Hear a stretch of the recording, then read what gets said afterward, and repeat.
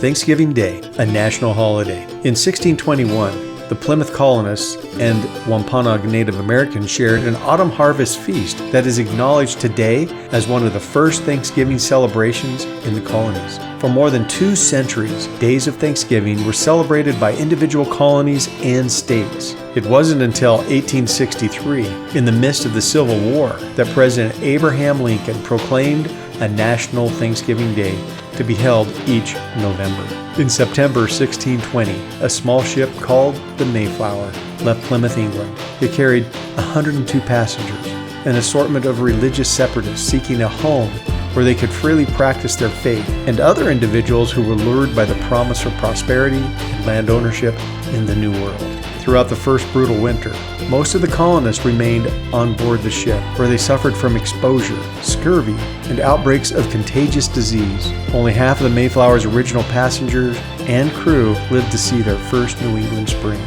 In March, the remaining settlers moved ashore, where they received an astonishing visit from an Abenaki Native American who greeted them in English.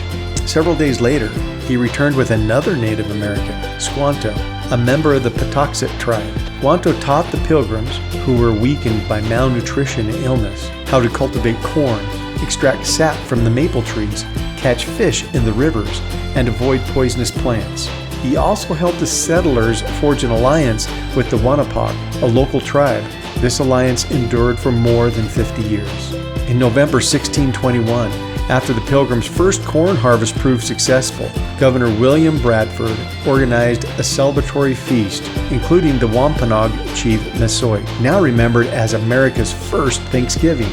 Although the Pilgrims themselves may not have used the term at the time, the festival lasted for 3 days. In 1827, the noted magazine editor and prolific writer Sarah Josepha Hale, author, among countless other things, of the nursery rhyme Mary Had a Little Lamb, launched a campaign to establish Thanksgiving as a national holiday. For 36 years, she published numerous editorials and sent scores of letters to governors, senators, presidents, and other politicians, earning her the nickname the Mother of Thanksgiving. Abraham Lincoln finally heeded her request in 1863 at the height of the Civil War in a proclamation entreating all Americans to ask God to commend to his tender care all those who have become widows, orphans, mourners, or sufferers in the lamentable civil strife, and to heal the wounds of the nation. He scheduled Thanksgiving for the final Thursday in November, and it was celebrated on that day every year until 1939.